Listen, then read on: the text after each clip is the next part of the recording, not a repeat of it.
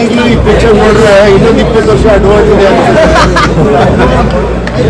ನೋಡಿ. ಅದೆಲ್ಲ ಆ ಟೈಮು, ಆ ಗಳಿಗೆ ಆ ಟೈಮಲ್ಲಿ ಇದ್ದಂಥ ನನ್ನೊಳಗಿರೋ ಭಾವನೆಗಳು ಅದೆಲ್ಲ ಸೇರಿ ಆ ಥರ ಸಿನಿಮಾ ಮಾಡಿಸುತ್ತೆ. ನಾವು ಮಾಡೋದು ಏನೋ ತಪ್ಪಾಗುತ್ತೆ, ಅದೇನೋ ಟೈಮು ಆ ಭಗವಂತ ಅಷ್ಟೇ. ನನ್ನ ಪ್ರಕಾರ ಇನ್ನೊಂದು 20 ವರ್ಷ ನೆಕ್ಸ್ಟ್ ಜನ್ರೇಷನ್ ಇದೇ ಥರ ಎಂಜಾಯ್ ಮಾಡ್ತಾರೆ.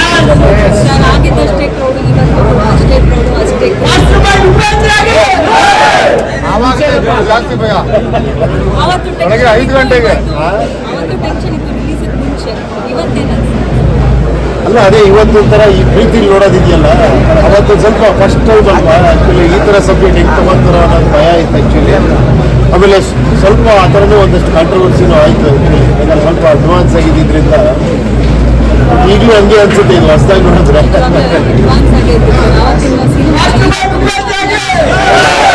ನೋಡಿ ಅದೇನೋ ನಾನೆಲ್ಲ ಥಿಂಕ್ ಮಾಡಿದ್ರೆ ಮಾಡಕ್ ಆಗ್ತಿರ್ಲಿಲ್ಲ.